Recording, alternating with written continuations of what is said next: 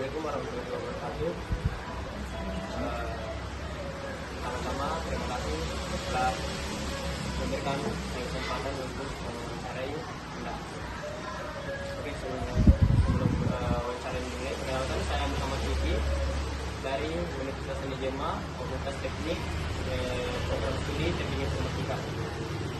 Nah, di sini kan tempat toko kue Alfa. Nah, ada sedikit pertanyaan di sini yang pertama itu bagaimana cara toko ini menyampaikan daftar menu kue kepada pelanggan saat ini?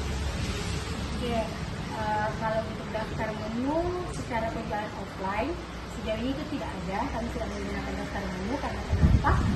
Semua jenis kue jualan yang kami punya itu langsung terpajang di etalase. Kita nggak sajikan menu ketika pelanggan datang.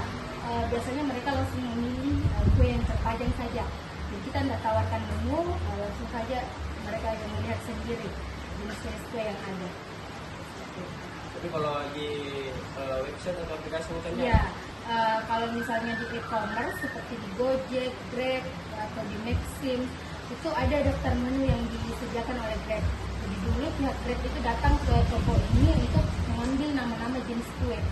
Jadi dia gunakan di aplikasi Gojeknya, ditaruh daftar-daftar menu kue dengan harga. Jadi biasa Gojek yang datang berbelanja, biasanya konsumennya itu melihat dari daftar menu yang disediakan oleh Gojek. Seperti itu. Di penjualan online kami tetap menggunakan daftar menu. Oke, pertanyaan kedua, apakah pencatatan pesanan masih manual? Iya, untuk pencatatan pesanan kue itu kami lakukan masih secara manual. Kami punya buku pencatatan namanya, jadi kami masih secara manual terima pesanan konsumen. Seperti itu, kami belum menggunakan web. Oke, lanjut. Di sini, misalkan sudah dicatat kuenya, apakah dalam pencatatan itu masih ada kesalahan dalamnya? Iya, biasanya dalam pencatatan format manual itu terkadang masih terdapat kesalahan seperti misalnya salah penulisan jumlah pesanannya, ataukah salah penulisan tanggal jadwal pesanannya, itu masih sering terjadi. Karena namanya manual kan biasanya orang salah tulis, maka dari itu biasanya terjadi kesalahan jumlah pesanan atau waktunya. Nah, misalkan ini toko kue, bagaimana cara pengelola perubahan harga kuenya? Kalau untuk perubahan pengelolaan harga kue, biasanya kita mengikut ke supplier. Karena kan kue di toko ini bukan kami yang buat, kami menerima dari supplier. Jadi tergantung suppliernya. Kalau suppliernya sampaikan bahwa ternyata harga tepung naik atau harga gula naik, otomatis mereka menginginkan kenaikan di harga kuenya. Jadi terkadang kami mendengarkan dulu ke suppliernya kami. Kalau ternyata memang harus dinaikkan, maka dari itu kita up lagi harganya ke konsumen, baru kita naikkan. Yang biasanya dari harga 1.000-an, kemudian karena permintaan suppliernya, maka dari itu katanya gula naik, terigu naik, gas misalnya naik, maka dari itu kami up harganya misalnya ke 2.000. Seperti itu. Jadi kalau pelanggan di atas sering Iya, menanyakan ulang harganya. Iya. Jadi biasanya itu setiap hari kalau misalnya pelanggannya datang, kan kuenya ini terpajang di etalase, otomatis mereka tetap menanyakan harga.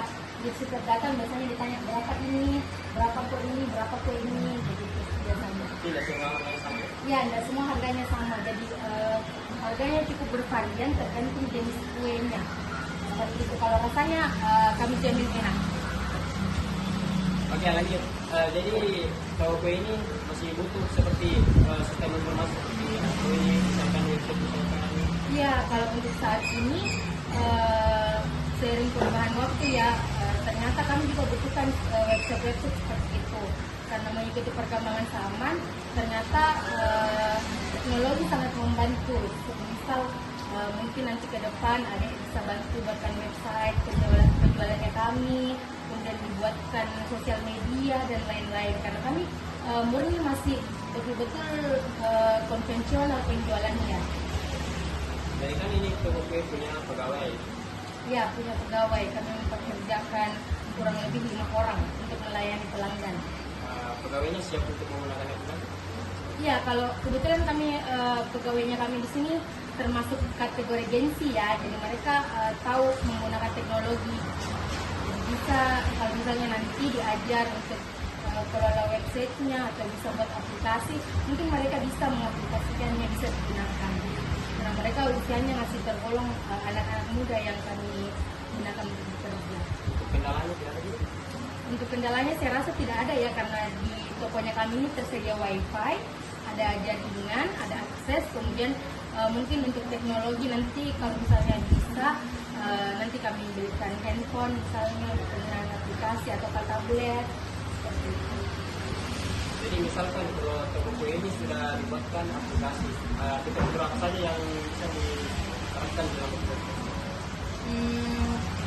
Kalau seperti itu mungkin kami yang pertama kami akan membuat fitur daftar menunya dulu, kemudian daftar harganya, karena itu supaya memudahkan pelanggan untuk memilih-milih. Dan nanti dia memilih-milih kue apa yang diinginkan, kemudian disesuaikan dengan harganya. Dan mereka juga gampang untuk melihat-lihat jenis kuenya. Mungkin di awal kami foto-foto dulu jenis kuenya, kemudian dimasukkan di website. Terima kasih. Terima kasih. Semoga nanti ke depan bisa membantu. Kalau misalnya nanti bisa dibuatkan website atau berkelanjutan. Terima kasih.